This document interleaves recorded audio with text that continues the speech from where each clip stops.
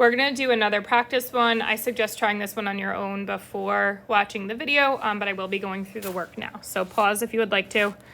Now we have two new points, 498 and 189. We're going to write a linear function first. So we're going to set up our system. I'm going to start with a larger x value in y equals mx plus b. So that makes the first equation 189 equals, I'm going to write the x first, so 9m plus b. And in my second equation, from this point, I'm going to get 98. Write the x first, so 4m plus b. Then we know the way we can start elimination is by subtracting the equations, distributing my negative sign. Now, you probably don't even need to write distributing your negative sign when everything's positive numbers, but if you had negative numbers, you would probably forget to switch them over to positive, so this process is something you always want to do. So this is 91 equals 5m. Divide by 5, and we get m equals 18.2 for the slope of the linear function. From there, we're going to plug it in. I think I'm going to choose this equation. So I have 98 equals 4 times 18.2 plus b. That gives me 98 equals 72.8 b, or plus b. And then subtract, and my b value is going to be 25.2. I'm going to write this equation. Let's see, we'll do it over on the side here, just because I don't have a lot of room. So my final equation is y equals 18.2x plus 25.2 with a nice circle around it because I kind of ran into the stuff I already wrote. So that's a 25.2 there. So plug in your two parameters you found, m and b, and then go from there. With the exponential function, starting with our first point, first off, we want to remember we're plugging into a times b to the x for an exponential. So that's 189 equals a times b to the 9th. And my second equation is 98 equals a times b to the 4th. So when we divide, because that's what we do to get rid of the value of a, here we see something about rounding values to the nearest hundredth. This is probably the first time this has come up in this unit, and kind of in the year as a major focus. So in my calculator, when I type 189 divided by 98, I'm going to get some sort of long decimal. On my page, I can write down that decimal rounded, which is 1.93. But in my calculator, I am keeping that whole decimal. I'm highlighting it and bringing it down or retyping it if I have a different type of calculator, but I am not actually rounding that because that will throw off my final answer. So from here, when I raise both sides to the 1/5 power to cancel out the 5th power, when I type this in my calculator, I'm getting the whole decimal, not just the 1.93, to give me the final answer for B. Now here it says round the values to the nearest hundredth. So when I actually find the value of B, I am going to round that to 1.14.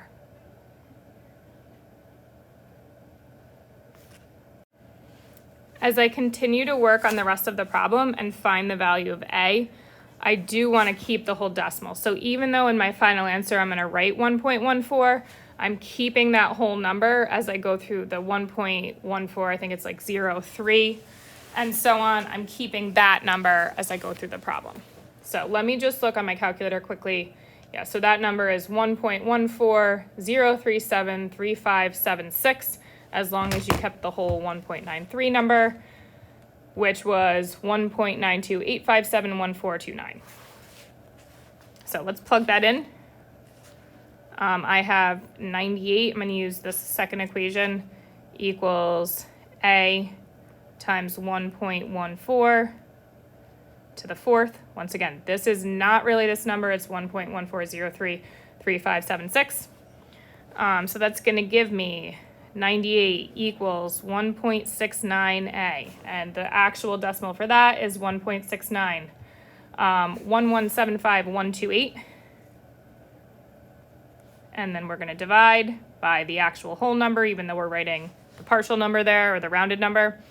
And when I solve that, my A value is 57.95 to the nearest hundredth. So these are the numbers I'm plugging into that equation. Okay, and it will be slightly off. You might get something in the 58s. I think there's, with some sort of, rounding in the middle, you get 57.99, but this is the correct answer if you don't round till the end. So my equation is y equals 57.95 times 1.14 to the x. So we have a couple questions to connect this to the last lesson we did. And is the in the exponential equation, by what percent is the function increasing? So to figure out how much it's increasing for, we take the base and we find out how far away it is from 1, which would mean 100%. So we get 0.14, okay, which is 14% increase. In the above problem, what additional information would you need to help you determine if an exponential function or a linear function or something else would be best to model this situation? There are multiple answers to this question. So I'm going to talk through a couple. You probably want to think about it first. One, if we had a context of the situation, so something about a word problem, we could recognize it as a situation that would be linear or exponential based on, do we have an adding pattern or a multiplying pattern? Another thing we could have is if we had more points on the graph, we could see if it formed a linear pattern or an exponential pattern, or anything like that. In our last problem, we have a graph, and we are just going to find an exponential function this time. So this says, find the equation of the exponential function shown graphed below. Be careful in terms of your exponent manipulation.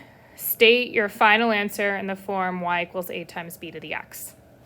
So on this one, we are going to continue with writing our bigger x value point equation first. So this is 1/2, and I'm going to use 0.5. I just think it's easier. I could use 1/2. It would work out fine. So 1/2 times, or equals a times b squared. And then my second equation is going to be 128 equals a times b to the -2. We're going to divide these out. Now 0.5 divided by 128 is 1/256. I'm going to figure out what that is as a decimal right now. So that's about 0.003. I'm going to write, it's 0.00390,625. I'm going to write 0.004, once again, keeping the whole number of my calculator, but writing a rounded option there. If I subtract my exponents here, 2 minus -2 is 4. We can also use our rule, we'll remove this up because it's negative, and that's going to give me b to the 4th. Okay, because I'd have b squared times b squared. So either way, subtracting the exponents or moving the negative to the top, we get b to the 4th. From here, I'll raise both sides to the 1/4 power. And we're going to get the value of b. So I'm going to raise that whole decimal to the 1/4, and that gives me 0.25. From here, we'll plug this in. I think I'm going to use the top equation this time. So I have 0.5 equals a times 0.25 squared. 0.25 squared is 0.0625. So 0.0625a equals 0.5. And then I'm going to divide.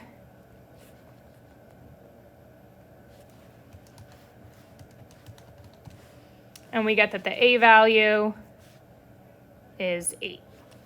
So writing out this function, I have y equals 8 times 1/4 to the x, or 0.25. I just wrote this as a fraction. Either way is totally fine.